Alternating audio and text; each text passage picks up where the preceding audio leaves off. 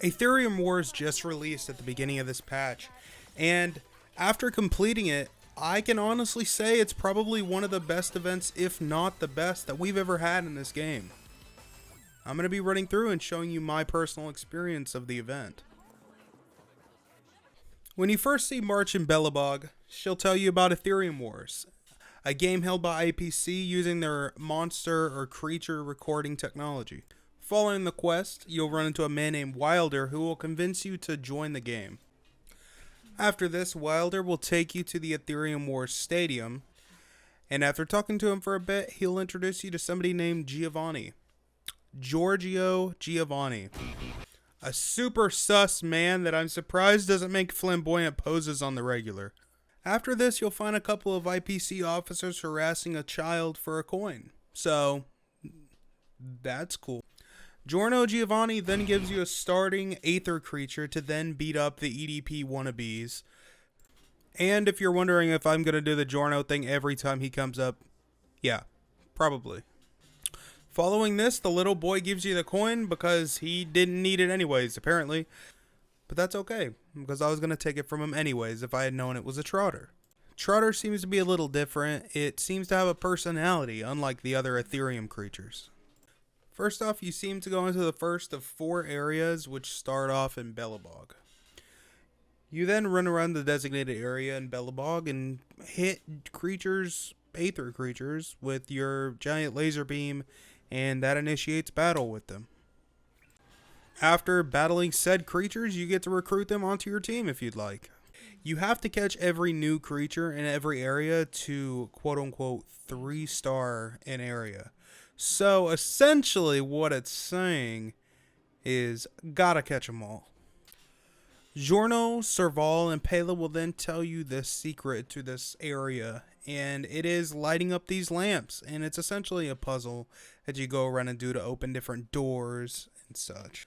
After beating the other trainers in this area, which I forgot to mention, there are other trainers, but yeah, they're there. You will eventually fight Pela and Serval. I always had a strategy going into all these battles, starting from when I got these 2 on the right, up until essentially the end of the game, or end of the event, I should say. So, pretty much, with this guy on the left, the little soldier guy, he'll support her, and he'll attack every time she attacks. So every time she ults, every time she attacks, he'll go with her. So, she gets 2 attacks starting out, just another free turn, essentially. So, if you have her ult up, or you can put it up with his ultimate, because it also gives her a 50% attack boost plus 2 energy. And essentially, it just wrecked all the content up until the very end. After defeating Pela and Serval, you will get a mastery mark for the Belobog area, which will raise your level cap, essentially. And you'll get a really good chip. These purple ones, they seem to be the kind of like rare versions of all the chips, and they seem to be just a bit better. There are also these things called overlords, which they are just in the area somewhere, and they have a giant black hole above their head. And they are how you get your special spirits. So you can only have one of them on a team. But they're these golden spirits that it shows. You then go back to the hotel, and the EDP wannabes show up, and I guess they've upgraded from kids to adults because they start attacking you. After getting thoroughly trounced, they just scream, and they just start screaming and whining, which sounds fitting. After resting at the hotel with March, you're off to your next area, which takes place in the Xianzhou. Shortly after that, you run into Giorno, and no, I didn't forget. But also, Gwenfin comes up, or how she likes to say it. Which, nah, bro, I ain't saying that. We also on the way got this little fish guy, which I think is absolutely hilarious because his ult literally does nothing. It's just like Splash, and he's a fish, so another Pokemon reference. We then destroy the hopes and dreams of a confident youth, fight an average Silver Wolf player, and completely annihilate his dreams too. Then we get on to Master Gongshu. Fuck Master Gongshu. After beating up youngsters and Silver Wolf players, he's the first guy I lost to. Then I decided to stop playing like an idiot and actually equip some of my chips, and he got wrecked. Got the Mastery Sigil from Gongshu, and then ran into the EDP wannabes again, completely annihilated them. Got this little wolf guy as a spirit, which is kind of cute. I then defeated our machine overlords and added them to my team. Straight into the action, we got back into another area, and it was Herta Space Station this time. We immediately run into Giorno again. Then the True Casual appears, and we talk to her for a little bit. Unlock the Twirly Blade guy. Then beg a Wubbaboo to give us the elevator key. We then go down a floor, and I unlock this guy. Then we sit on some toilets until a magical ghost teleports us to another area. After finding all the Wubbaboos, you eventually go and you fight Herta. I then get the pass from Herta and go and defeat the overlord of the area.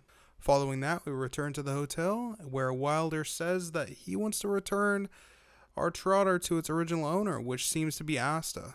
And I guess it's his last day. But turns out it's not, because he allows us to keep it for a little while longer. The next area we're on to is the Great Mine in Bellabog. And of course, the first thing we run into is the EDP wannabes, which, yay. Topaz then shows up and they piss their pants, and she threatens them with a bad review. Okay. Sure. Topaz is a champion of a previous year, and there is apparently a talk about an elite player which is better than her. So, kind of crazy. We then suicide bomb a guard. And another one. And another one. And another one. And another one. In lieu of our mass killings of IPC personnel, we did get these two though. So, yay!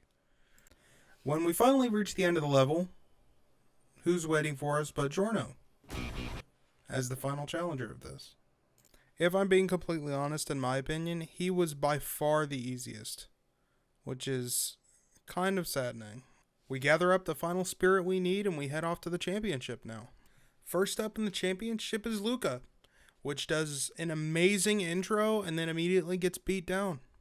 Yeah, unfortunately for Luca, my current team was focused on pretty much getting one person out of the game immediately at the start, and most of the time that was going for their big spirit, or their big creature.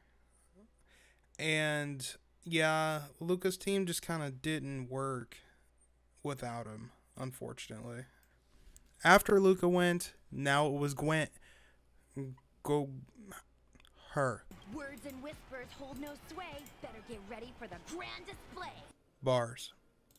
She has a pretty cool intro too. And in addition to that, she kind of fell prey to the same thing as Luca did. It just wasn't in the cards for her. After her main unit died, her sub units just kind of couldn't keep up. So next comes Silver Wolf. Silver Wolf is the first person that I legitimately struggled on. Up to this point, I hadn't had to level up anybody else except for the main 4 units that I used. After this, I had about 15 units leveled up. And it took me around an hour to beat her. I guess I underestimated the power of weakness to certain elements in the little, tree thing that's developed for the Ethereum Wars. I then tried going with a different main unit. Did not work. Not at all. It was kind of like her team, except her team was just better for some reason.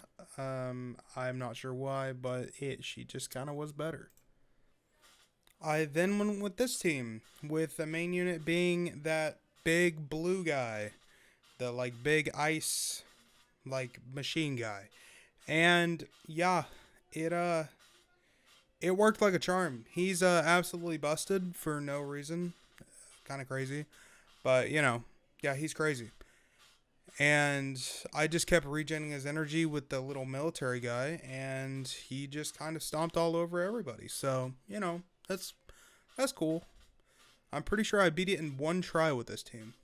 Next is Jorno, and if I'm being completely honest with you, I can barely remember the fight because he just got rolled on by the new big unit that I had. Next was Topaz. She was relatively hard. I didn't go with the big blue guy. I went with the Centaur, which, I mean, why not? He had type advantage, and I wasn't going into a type disadvantage match again anyways. After defeating Topaz, she tells us where to find this elite gamer. So, we go onto the summit of Bellabog, where we fought Cocolia. Danger. And there we find... Okay. You're kidding me. There is no way that it's Hook. Oh my god, it's Hook. This is goofy, bro. This is goofy. What was that look? Get out of here. I'm about to wreck this kid. Not in a weird way. The Hook fight was pretty easy overall. I started off with the wind centaur guy. I ended up switching to the big blue guy because he's busted. And he wrapped it up pretty quick. It didn't take too long to defeat her after that. After we defeat Hook, we get this super cute moment with her, and then it pans back on all the challengers that we faced leading up to this point. Hook then throws out some competitive banner because we won. And it doesn't matter because Hook cheated anyways. She had 4 good units. She had 4 of the gold units. And she had 2 waves of teams. So, whatever. Following that, the EDP wannabes decide to worship us because we're strong. Which, I mean, given that track record, I'm not so sure. And finally, we go to meet Asta and Topaz, which give us a choice whether to keep or to give back our Trotter. And I mean, of course we're going to keep him. I was willing to end Wilder's life earlier to keep him in my custody. Now I get the choice? Nah, we gonna keep him. So I think that about rounds out the end of this quest and the end of this event. It was an extremely good event. It clocked for me at about 4 hours, give or take. I managed to compress it down to about 13 minutes, thankfully, but I skipped a lot. And I'm happy to say that there's still plenty of content in this event that I haven't done.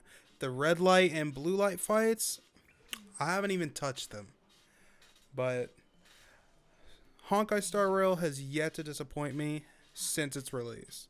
I love this game, and I'll continue loving it as long as they continue putting out godlike content like this.